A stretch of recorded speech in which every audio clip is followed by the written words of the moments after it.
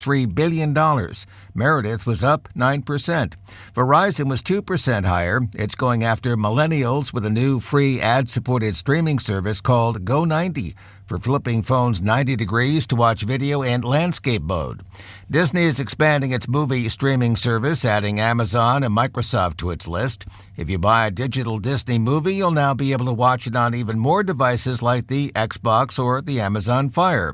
Disney stock rose 2%, and Bankrate will pay a $15 million fine to settle federal charges it manipulated its financial results to meet analysts' expectations. John Lesher, CNBC Radio. Meet Vince. Vince hurt himself mountain biking on Saturday. Because weekend warrior. Because noob. Hey. Vince is supposed to host an important presentation, but he's not going anywhere in that cast. What should he do? Rhetorical question. Vince should try GoToMeeting, the simple way to host meetings online, complete with video conferencing and screen sharing. Send out a meeting link and anyone can join from any computer, tablet, or smartphone. Just takes a click. Where do I sign up? Visit GoToMeeting.com to start your free 30-day trial. That's GoToMeeting.com. Have you had trouble with online dating? This is eHarmony founder Dr. Neil Clark Warren. We've created a new solution, EH Plus. EH Plus combines the personal attention of a matchmaker with eHarmony's extensive pool of great singles. EH Plus gives you hand-selected matches and freedom from being online. Get started today. Call 855-930-LOVE. That's 855-930-LOVE. Consider this your invitation to sell. At buysellmakeoffer.com, you can sell as much as you want for the next 60 days without paying any fees whatsoever. Sound incredible? It is, and it's true. Buysellmakeoffer.com is the new exciting way to sell your stuff online. Make extra money right now. Sell your old car, furniture, video games, household items, clothes, even your home. Sell anything that's legal. Load up your stuff to sell right now at buysellmakeoffer.com. This is your official invitation to get on board to sell your stuff right now. Free for the next 60 days. And once you see how easy it is, you'll want to sign up for more because there are no item fees. That's right. Take this opportunity to move items from the other guys and sell it for free. You might even win a Samsung tablet, Amazon gift cards, and other cool prizes. BuySellMakeOffer.com is the future of online selling. You can use Skype to talk to your buyer or seller. Plus, you can use video to showcase your items. BuySellMakeOffer.com.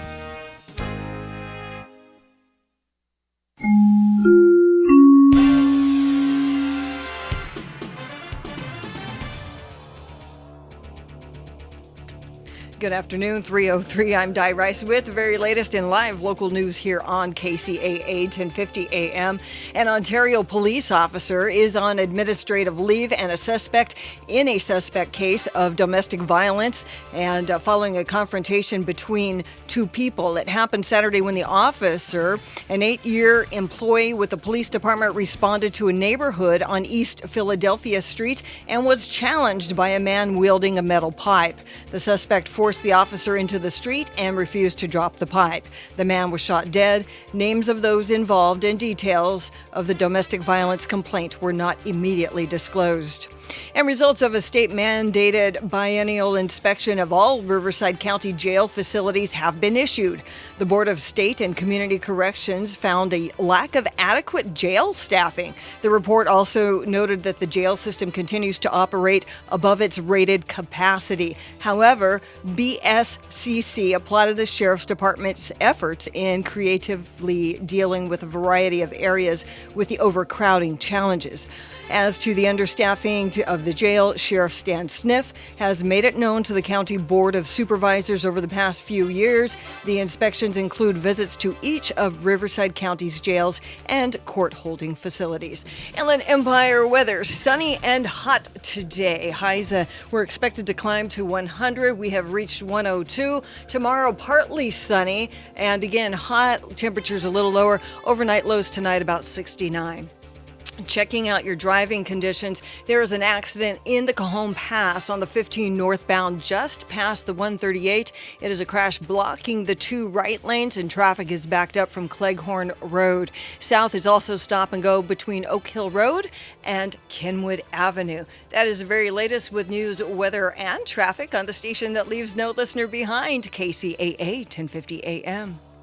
How will the upcoming interest rate increase affect business in the Inland Empire? Find out September 24th at the Inland Empire Economic Forecast Conference at Citizens Business Bank Arena in Ontario. With internationally noted economists, hear national, state, and local economy forecasts and gain valuable insight from real-world analysis. Featuring guest speaker Melissa Francis, anchor and host of Fox Business Network, will separate the Washington and Wall Street spin. That's Thursday, September 24th at 7 a.m.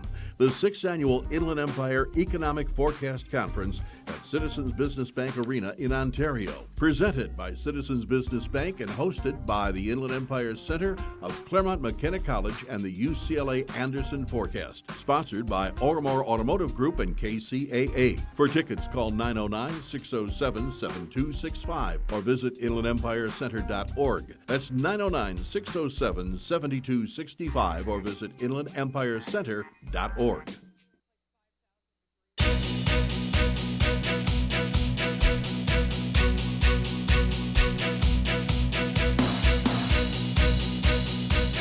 Welcome to Relationships 2.0. I'm Michelle Skeen. My special guest today is Stephanie Sarkis.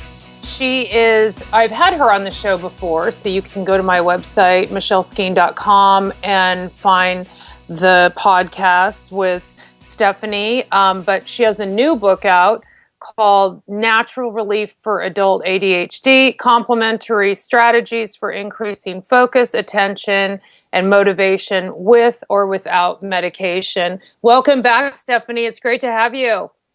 Thank you, Michelle. And let's do a shout out for your website as long as we're on it. It's stephaniesarkis.com, StephanieSarkis.com.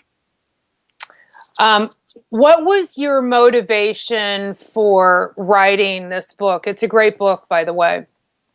Thank you. My motivation was I've had several patients ask me about what they can do instead of medication or along with medication. There actually are quite a few researched treatments that look at more the holistic overall health of someone, and again, in addition to medication or to be used without medication.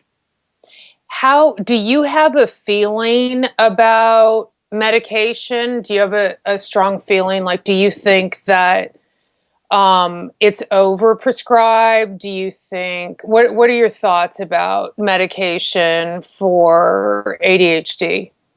The majority of research does show that medication is the most effective treatment because ADHD is a neurological, biological, genetic disorder. But there are also other treatments that do have more research coming out now showing, again, that they can be used with or without medication.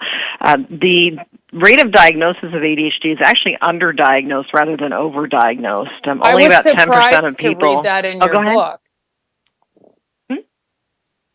I'm sorry, I didn't mean to interrupt you. I was just saying I was surprised to read that in your book, that it's because the feeling is that it's overdiagnosed.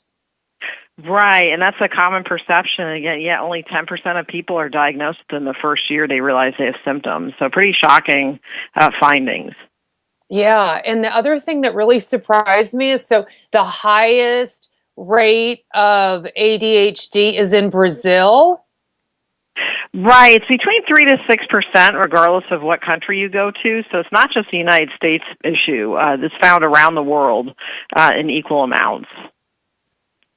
That's really interesting. You had your overview chapter at the very beginning has some really interesting facts in it. And that brings me to the point that you did a tremendous amount of research for this book. And it shows. And I think that's really helpful for people. As the forward author noted, that there is so much information out there, I would imagine it's really overwhelming to have someone with your qualifications sift through all of that and highlight the most meaningful facts about adult ADHD is really terrific. Thank you. Yeah, and I wanted to write it too in a way that people, again, could feel like they were not overwhelmed. They could read a little bit and put the book down, pick it up again, look at some other research for other topics. So it's written pretty much with an ADHD audience in mind. You know, it's so great when authors do that, when they're really thinking about the state of mind of the reader. I had an author on the show who wrote a book for people who are dealing with grief. And apparently that's one of the things when you're dealing with grief is you have a really short attention span. And so she made the chapters very short and made it so you could kind of pick it up and put it down, just like you did your book. And you mentioned that in the book, and I think it's so great. Yeah, I've had people tell me this is the first book that they've read all the way through. And because they can pick up and read little bits and then put it down, pick it up again. And again, like you said, there's a lot of research that I've cited backing up these non-medication treatments, or in some cases, research that doesn't back up some of the non-medication treatments. So the book not only talks about what works, but also what really doesn't have a lot of data behind it. Mm-hmm. So, were there any surprises for you as you were going through the research? Was there something that you didn't expect to find?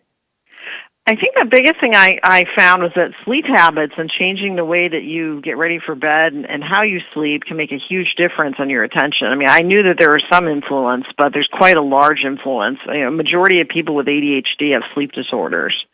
So things like even shutting off backlit electronic devices an hour before bed can even help you get to bed or go to sleep quicker. So those kinds of things, these little things that you don't think really add up to much, they really add up in the long term to being able to focus better when you do practice good sleep habits. Well, and I knew exercise was helpful, but I didn't realize how much. Even exercising 15 to 30 minutes can boost your brain chemical levels, and those brain chemicals are low naturally in ADHD. So it's not even that you have to do an hour of exercise. You could do 15 minutes taking the stairs instead of the elevator and get benefits from that. Well, you're bringing up two really important aspects of just general population well-being. But when you look at maybe the specific challenges of people with ADHD and getting a good night's sleep. So let's start there. One of the things that, before we start there, let me just say that one of the facts that really surprised me about people with ADHD is that they're more likely to be obese. Right. 4 times more likely to be overweight or obese, and also 4 times more likely to have eating disorders, too. So let's talk about sleep. I mean, when people don't get enough sleep, they do have a tendency to overeat. I think studies have shown that you're more... I know it's true for me. You're more drawn to like simple carbohydrates and sugars to get like a quick fix or try and get some energy. So not getting a good night's sleep certainly impacts stress hormones and what we're drawn to in terms of food. But why is it more challenging for people with ADHD, and what are specific things that they can do? Well, one of the issues is that there's a hormone in the brain called melatonin, and that kicks in when you're about to go to sleep. So it just kind of gets your body ready for sleepy time. And people with ADHD have what's called inhibited release of melatonin. They don't have enough melatonin that kind of pops out in their brain to help them get to sleep. So supplements that are over-the-counter have not been found to be effective, but there are some studies showing that prescription melatonin may be effective in helping people with ADHD get to sleep.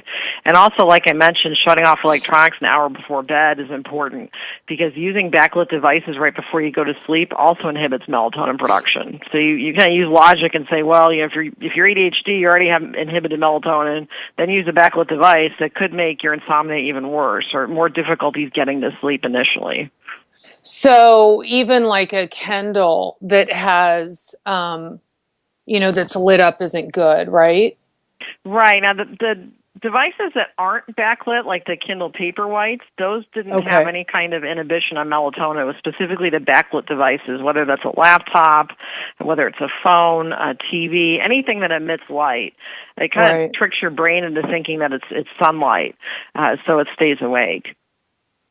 And is any kind of, is auditory stimulation okay? Like if someone's listening to a podcast or something like that, is that okay for them or not so much? What's interesting is having some kind of sound on in the background can actually help people with ADHD focus better because it blocks out all those little noises in the background, like the house creaking or branch tapping on the window.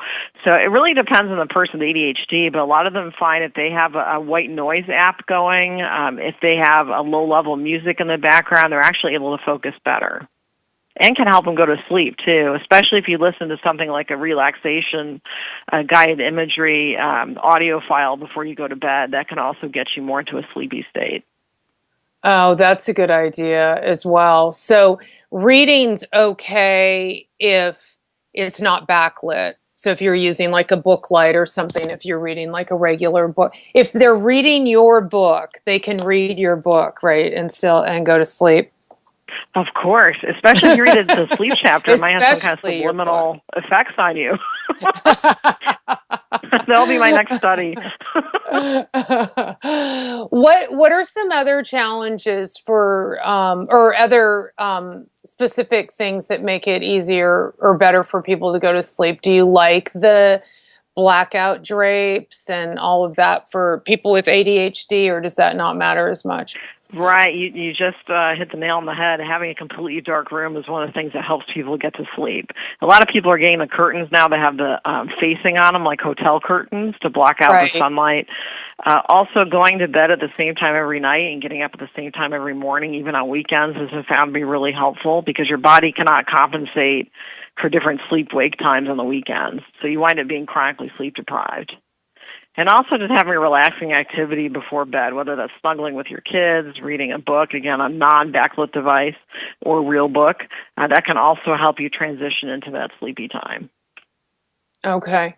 And it's easier to go to sleep if you've exerted yourself at some point during the day. So let's talk about exercise. And I'm really interested in you sharing all of the studies that you uncovered about the link between ADHD and exercise. Sure. Exercise is one of the most researched and also most valid treatments for ADHD, non-medication treatments. Again, even exercising 15 to 30 minutes can help raise your brain chemical levels.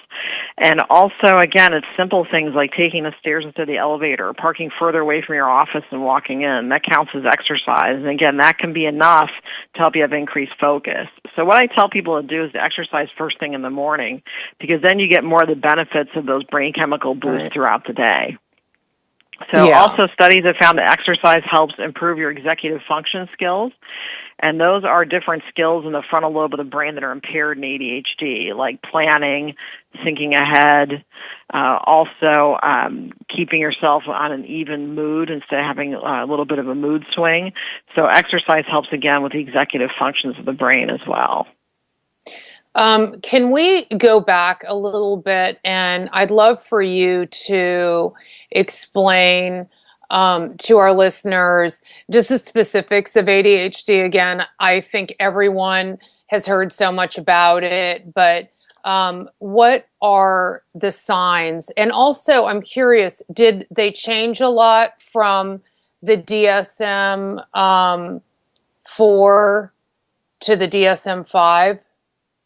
The DSM-4 to 5, the symptoms are the same and the types of ADHD are the same, but you need to have symptoms now prior to the age of 12 instead of 7, and that's one of the biggest changes. Also, you need to have 5 out of 9 symptoms if you are 18 or 17 or older, and 6 out of 9 if you are 16 and younger, and 5 out of 9 symptoms if you're 17 and older, which means you may see more adults that now meet the criteria for ADHD that didn't before, because they kind of fell through the cracks.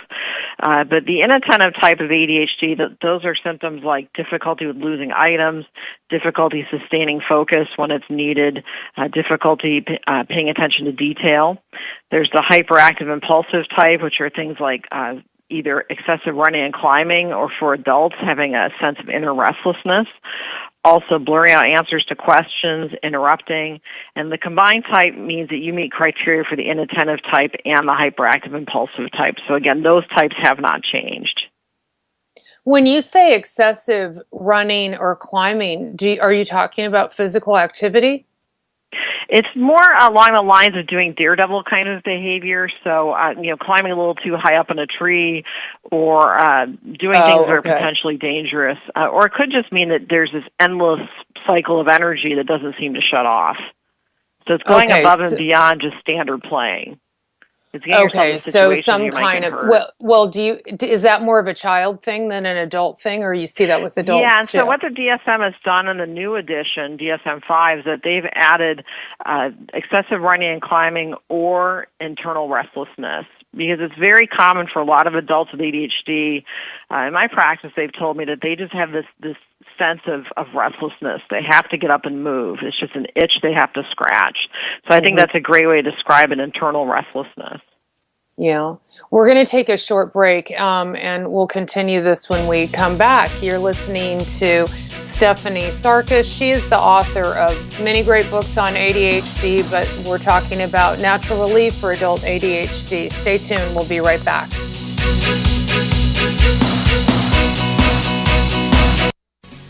Do you panic when you don't receive an immediate response to a text, email, or voicemail? Do you become clingy or demanding when you feel someone pulling away? Do you stay in unhealthy relationships because it's better than being alone? Or do you avoid relationships altogether?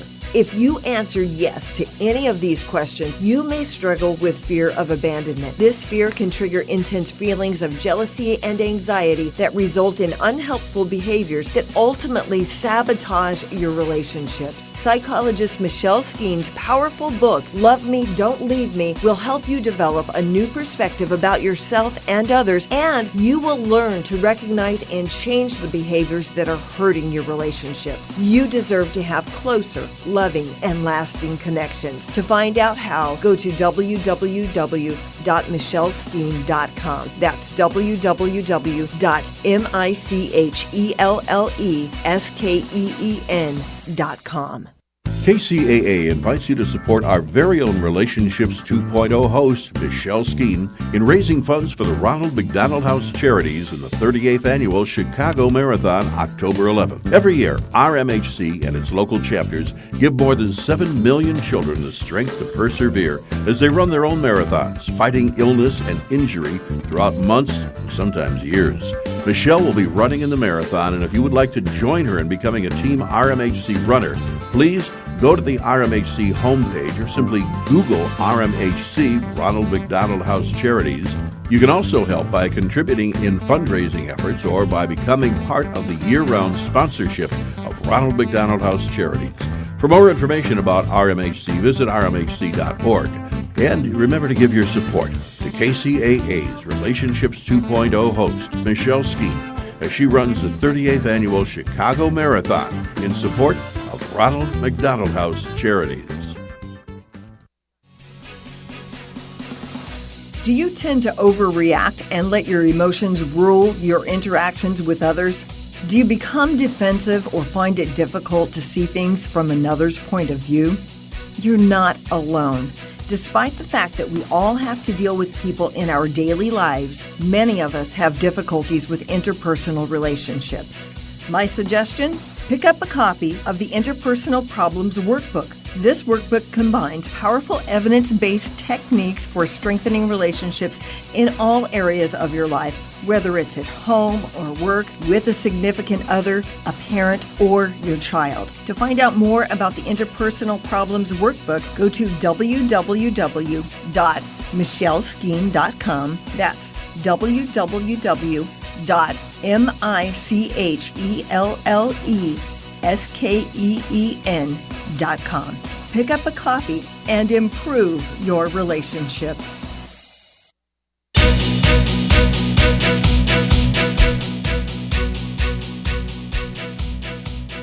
Welcome back to Relationships 2.0. I'm chatting with Stephanie Sarkis, PhD, about her book, Natural Relief for Adult ADHD. So as we went to break, Stephanie, you were talking about, for adults, often this feeling of internal restlessness. And I would imagine, and you discuss it in your book, but that could have some implications for relationships in the person's life who is, struggling with ADHD. What does it look like, and what are some of the specific challenges in relationships for people with ADHD? Well, there are quite a few communication issues. I talked about executive functions before the break, and again, those are different aspects of the frontal lobe of the brain that impact or impaired in ADHD. And one of those is called reconstitution of information, which means I tell you something, and then you're able to repeat it back to me in the correct way that I said it. And that's impaired in ADHD. So you have partner A telling partner B, pick up Johnny from school at 5 on Friday, and Johnny's still hanging out at school at 5 on Friday, because partner B thought that was for next Friday. They thought it was at 6. So a lot of issues of miscommunication, and that can cause a lot of dissatisfaction in relationships. And people with ADHD and the people in the relationships with them both rate a higher level of relationship dissatisfaction compared to people that don't have ADHD. So it really gets to be quite a problem. And then you even talk in your book about, for the person with ADHD, how they could recognize someone who maybe isn't supportive of them, and people that they might want to end relationships with. Could you say more about that? Right, sure. People with ADHD will find that some people are accepting of the fact that they have ADHD and will work with them. And sometimes they find, unfortunately, that people either don't believe it's a valid diagnosis or believe that the person is willfully not doing things. And in those cases, it's important to take a look at whether you really have a healthy relationship or not. And also, people with ADHD may be prone to getting into relationships where they become controlling and dependent, meaning that sometimes they seek out someone that's good at finances or is good at organizing, but sometimes it can go a little too far and become one where there's withholding of money and other issues. So it's just important for people with ADHD to really take a good look at whether their relationship is healthy or not. And you discuss that people with ADHD can have impulse control issues. Right. Impulse control issues mean they have a higher rate of having affairs, also more difficulties with impulsive spending, and of course those can cause big issues in relationships. And things, so like gambling might be something that people with ADHD do, or I think we even talked about this when you were on the show before, like online shopping, maybe for some people, like lots of spending. Right, a lot of sneaky spending too sometimes. Buying big ticket items and not telling your partner or spouse, and eventually those purchases come out, and that usually starts a conflict. So people with ADHD will do impulsive spending because it's kind of a form of self-medication. They're raising their brain chemicals, but that boost of brain chemicals is really temporary, and unfortunately they have the consequences of that follow up later. And this must be where the exercise comes in, where this is a healthier alternative to boost some of those brain chemicals, right? Right. And again, a lot of the treatments, it's interesting. One person gets help, the whole dynamic of the relationship changes, and that's something to keep in mind. And also, when people are together, and let's say one person's interested in going to couples counseling, the other person doesn't want to go. What I recommend is going on your own, because again, the fact that you're making changes can change the dynamic. And sometimes you find the relationship improves, and sometimes you find that it's just not a good fit anymore.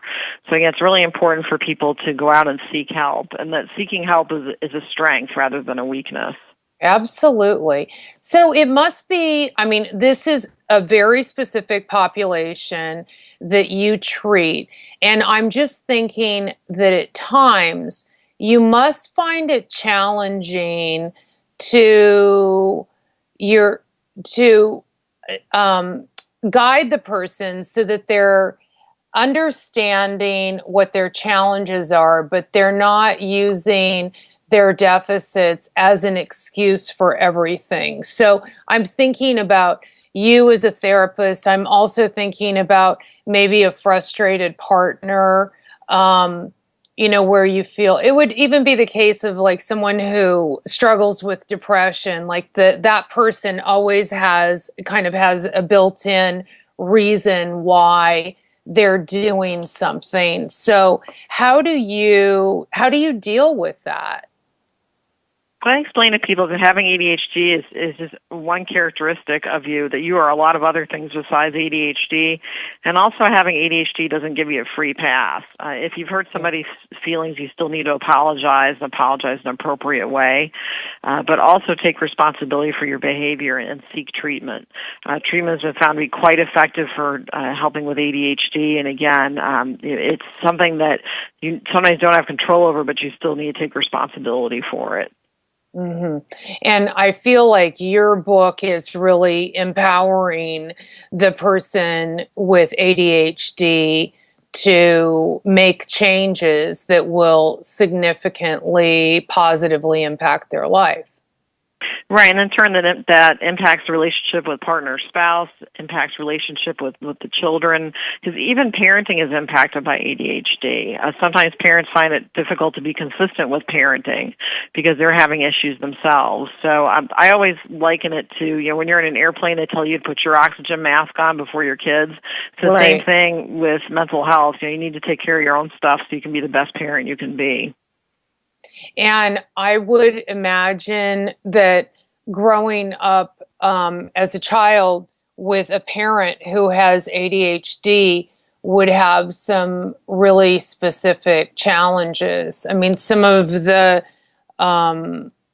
characteristics that you note in the book, like being disorganized, that would be really difficult for a kid to grow up in a household where the parent is really disorganized, the household's disorganized. Well, and sometimes kids feel, too, that they're part of the family because they're disorganized like everybody else. But over time, it's really important that they are able to pick up on those organization skills. So, again, it's really important that people seek treatment and learn more about ADHD. And also, I found parent-child relationships where both have ADHD and they have a real tight bond, and also they can get on each other's nerves because they're so similar, too. So that can be an issue as well. So you can have different facets of relationship issues when you have ADHD in kids. One of the things I underlined in your book, because I hadn't heard it like this before, is that ADHD is actually a motivation disorder, not an attention disorder. Right, and those are those executive functions I talked about in the frontal lobe of the brain. Part of the things that they do is they help motivate you and also inhibit your behavior, stop you from doing stuff, kind of like an internal stop sign before you take an action. So when you have motivation issues, that means that your brain can't get started on something that it needs to do, that it's just not getting excited by. And also it means that you can get over-motivated and hyper-focused, too. And hyper-focusing is just as much of a symptom as lack of focus. And also hyper-focusing can have just as detrimental effects as lack of focus as well. So again, hyper-focusing or paying too much attention to stuff can also be a symptom. So the hyper-focus and paying too much attention to stuff, does it tend to be a hyper-focus on something that's not productive or helpful? It can be something that the person's really interested in, like a hobby or something they enjoy reading. And this is kind of like being in the zone, but times 1,000, meaning that if the person's name's being called, they can't hear them. They may not even hear their own children crying. Biologically, we're wired to pay attention when our own kid cries. So again, it can be quite detrimental.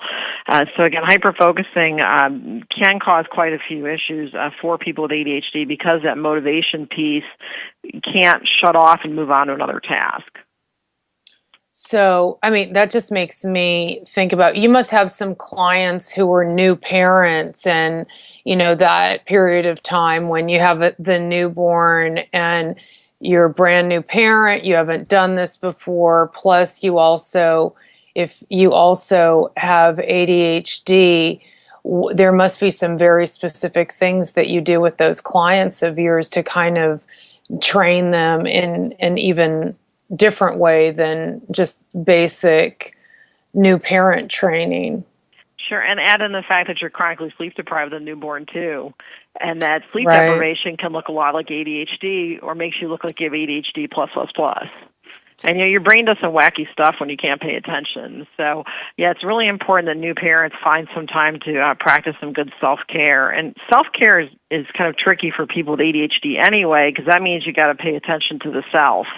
And it's hard enough paying attention to everything in your environment without having to check in with yourself and seeing if you're thirsty, hungry, if you need sleep, do you need to take a time out for yourself. So it's really important that people with ADHD learn how to do those things. And so what do you attribute when you said like thirsty or hungry, then made me think that, maybe these people forget to eat and yet the obesity rate is high. So are they not in touch with their own, their own signals about whether they're hungry or thirsty? It can be in part not being in touch with their own signals. It also could be, too, that if you wait till you're starving before you eat, you tend to binge more. Okay. And also, studies have found that when you eat foods high in refined sugar, it mimics in the brain the same reaction you would get to doing illegal drugs. So it does provide some type of boost or self-medication form. So that's why it's really important that people pay attention to the self and eat in smaller portions and eat in a healthy manner. And that helps not just people with ADHD, but everyone. But particularly people with ADHD do have difficulties monitoring or moderating their eating. So and one of the other things you mentioned, too, is that they have more cases, or teenagers with ADHD have a higher rate of unplanned pregnancy, and adults with ADHD are more likely to have sexually transmitted diseases. Right. And if you look at that impulsivity and issue with inhibition, perfect storm for unplanned pregnancy and STDs.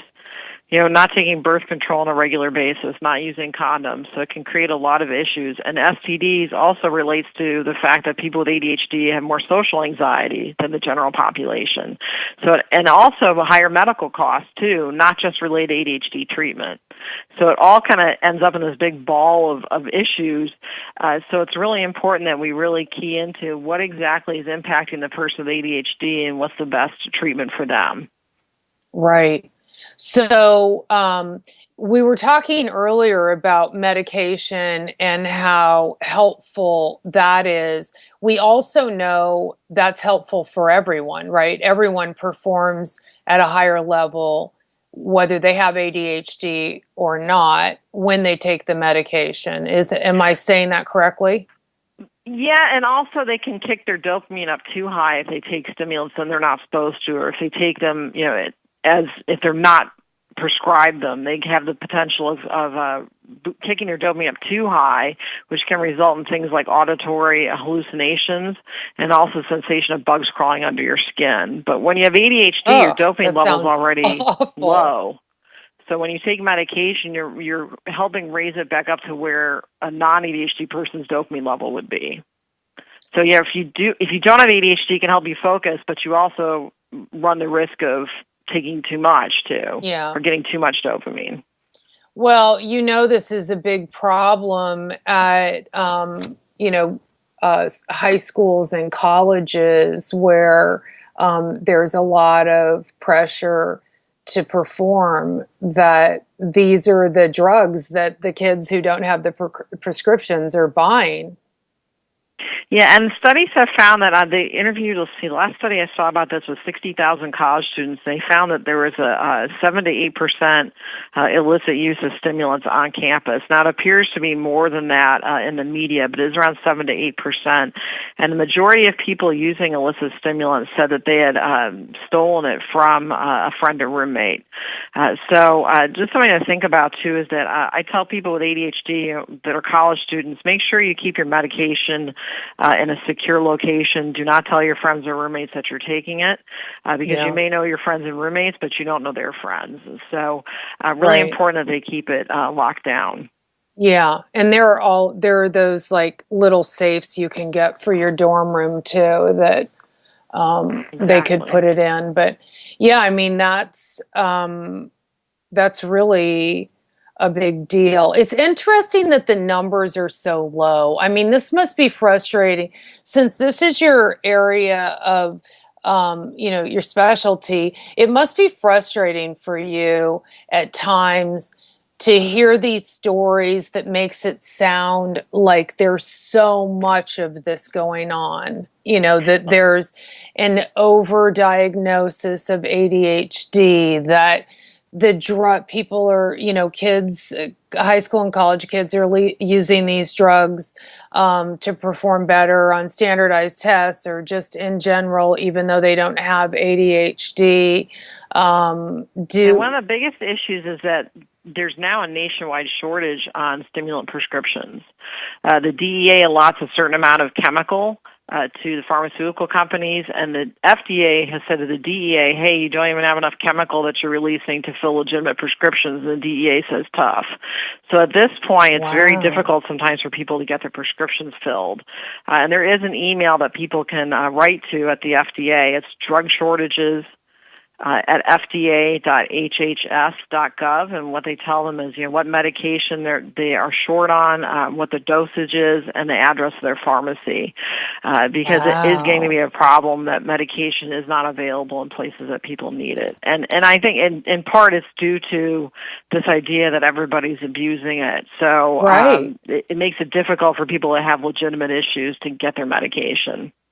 Oh, see, now this is the kind of stuff, this is so great, Stephanie, just like with your book. These are like real facts that need to get out there that can be helpful to people instead of just hearing these kind of rumors or what seems to be true because it's talked about so much. So, congratulations again on doing a great job of getting the right information out there. We're going to take another short break. When we come back, we'll continue our discussion with Dr. Stephanie Sarkis, author of Natural Relief for Adult ADHD. You can find out more about Stephanie by going to our website, stephaniesarkis.com.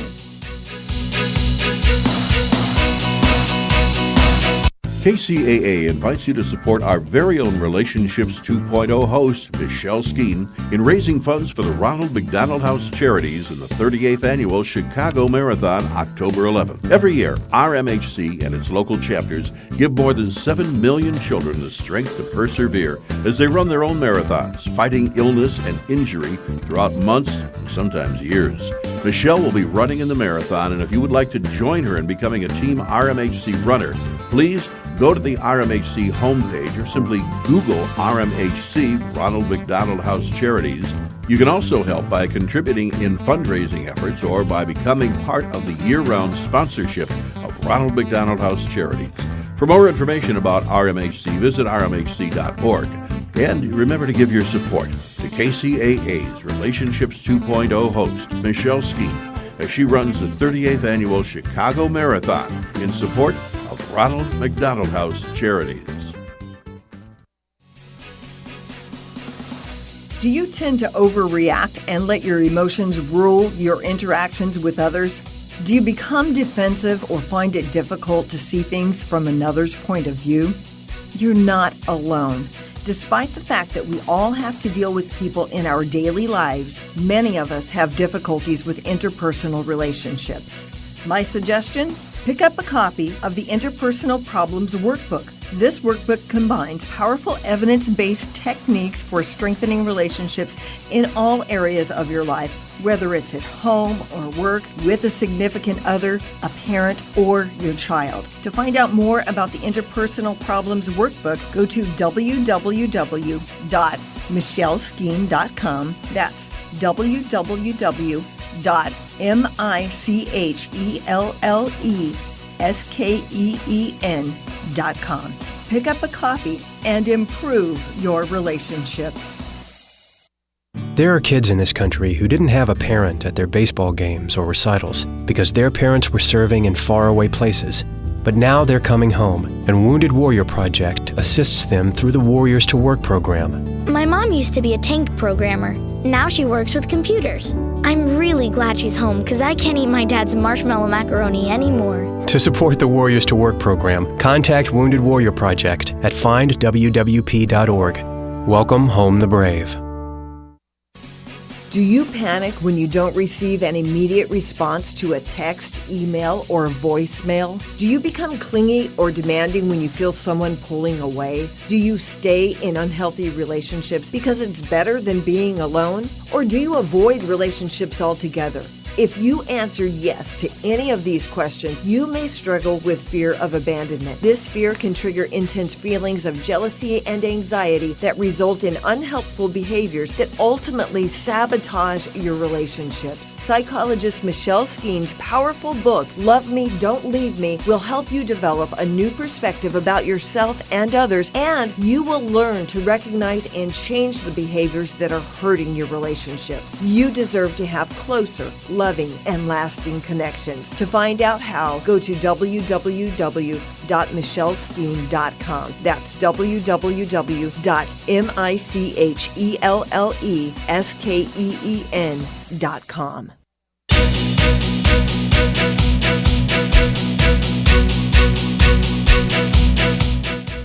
Welcome back to Relationships 2.0. I'm chatting with Dr. Stephanie Sarkis. She is the author of Natural Relief for Adult ADHD, Complementary Strategies for Increasing Focus, Attention, and Motivation with or Without Medication. So one of the things that you mention in the book is touch therapies. Right. Studies have found that when you have touch, that it actually changes the way your brain fires neuron-wise.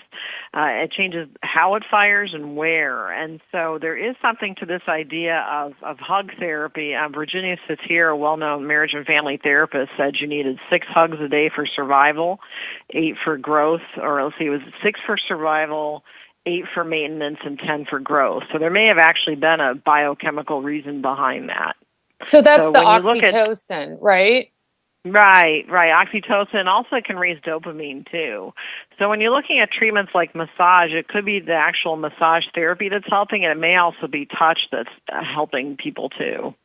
Mm-hmm. Speaking of that, what are pets helpful for people with ADHD? I know that it can be for people who struggle with other disorders. Right. Pets can help people with lower their blood pressure. That's people not just with ADHD, but anyone. And again, like you said, they help with depression, anxiety. Also studies showing that people with ADHD tend to have a higher level of stress than others, and having pets reduces that stress. So also people with ADHD tend to have affinity for animals and for nature, and so sometimes having a pet helps them kind of connect with that need for something involving the outdoors and nature. So it's very beneficial in a variety of ways. So what do you attribute to the higher levels what do you attribute the higher levels of stress to? I for think one of people the with biggest things is ADHD? this loss of potential, that you have to work 5 times as hard as everyone else at your office to only get half the amount of work done. And that Okay. really piles up over time. Or at school, you knew you were a straight A student, but you were getting B's and C's and couldn't figure out why. And over time, that really adds up. Add to that relationship stress, where people are not communicating messages correctly. And again, it starts building up and building up. And people with ADHD also are more likely to file bankruptcy, have a higher credit card debt, and so again, that adds on to the stress, and more likely to have physical illnesses too. So again, there's this kind of, piling up or snowballing of issues that can contribute to stress level. Are the physical illnesses due to their challenge with self-care? Sometimes it's due to self-care. Other times there's some genetic links we're not sure about. Celiac disease, much higher rate of that and when you have ADHD in the general population, for example. Diabetes, that could be linked genetically, or it could be issues with dietary habits. So it could be a little bit of genetics, a little bit of behavioral practices. It's really kind of unclear at this point. Well, so is it diabetes like type 1 or type 2? Because isn't the adult onset... Oh, type 1. It's the type 1, so it's unclear whether so it's that is inherited genetic, genes. right? I'm sorry? Oh, isn't the type 1 the genetic, and the type 2 is the onset from like diet and... Right. It's genetic, and also diet makes an impact too as to whether you're going to keep your insulin levels okay, or if you're also taking your medication as prescribed, which can be tricky for people with ADHD as well. Oh, right. Yeah. You also mentioned in the book that higher rate of unemployment for people with ADHD. Right. This is pretty shocking. So in the general population, 67% of people are employed full-time. It's only 22% of people with ADHD. Wow. I mean, you really are targeting a really vulnerable population. There's so much that they're having to work, fight against, right? Right. Yeah, it's a serious disorder. I mean, people with ADHD do have some pretty neat characteristics like creativity, and also I think they're great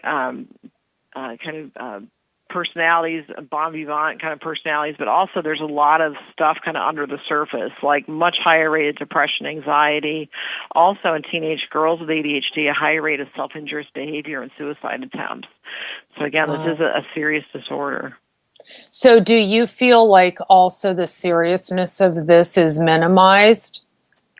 I think when we get a blood or saliva test that tells us, yes, you have depression, yes, you have ADHD, yes, you have anxiety, I think a lot of the stigma will go away.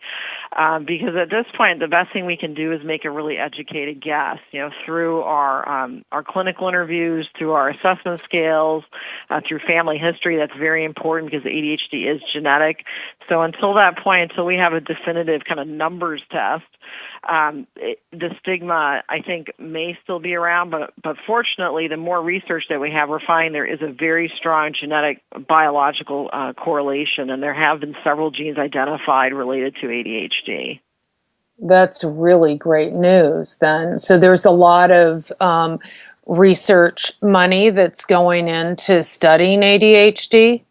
Especially from a neurological, biological, genetic standpoint, yes.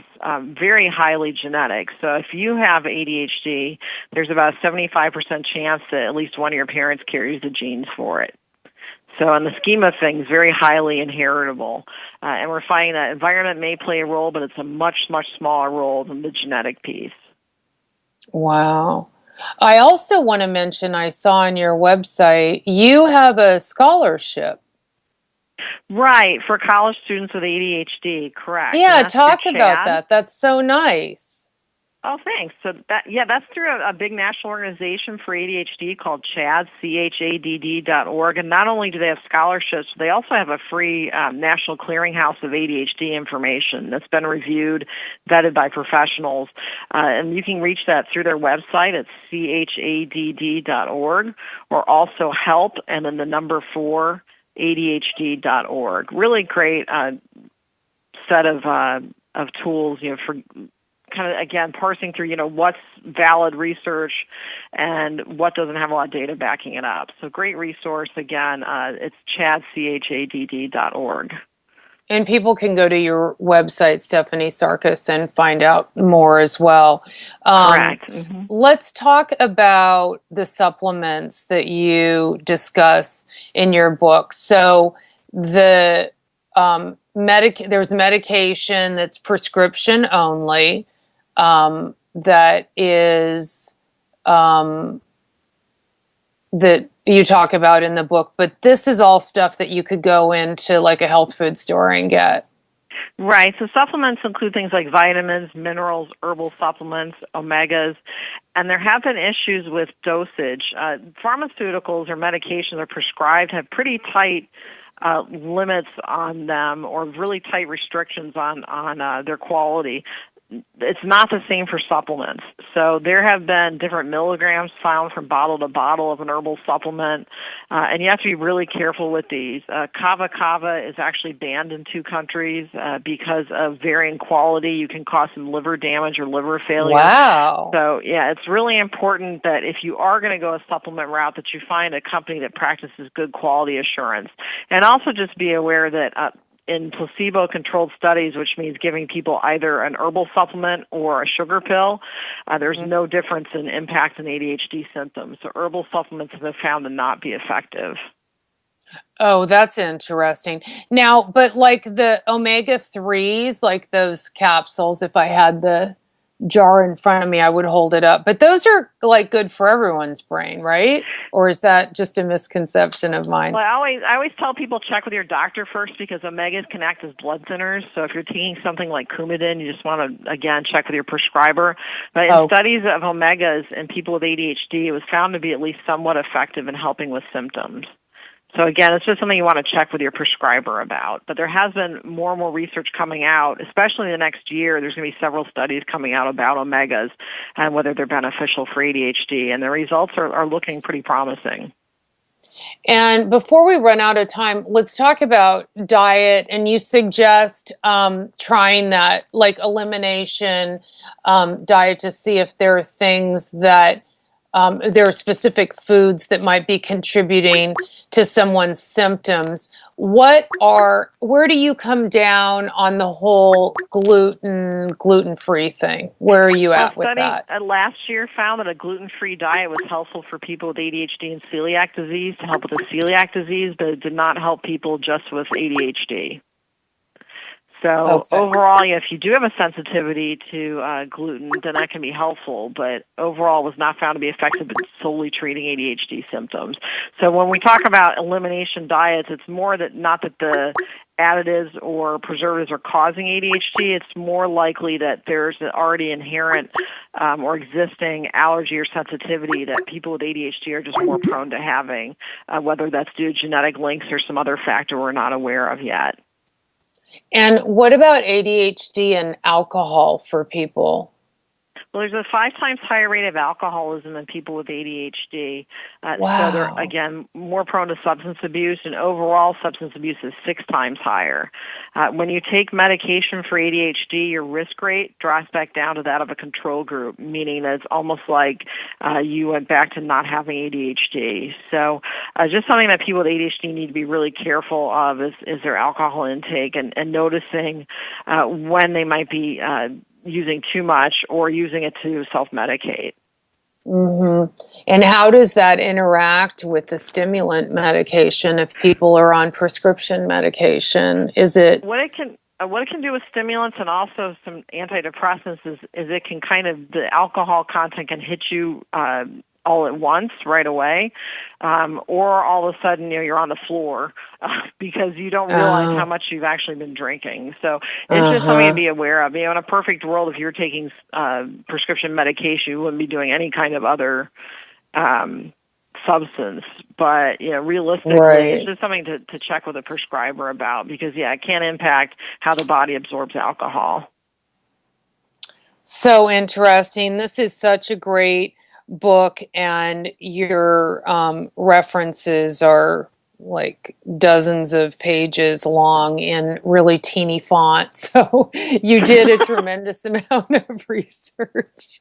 And it shows it's a great book. Anyone who is struggling with ADHD should pick this up and add it to their resources. Thank you so much, Stephanie. It's always a treat to have you.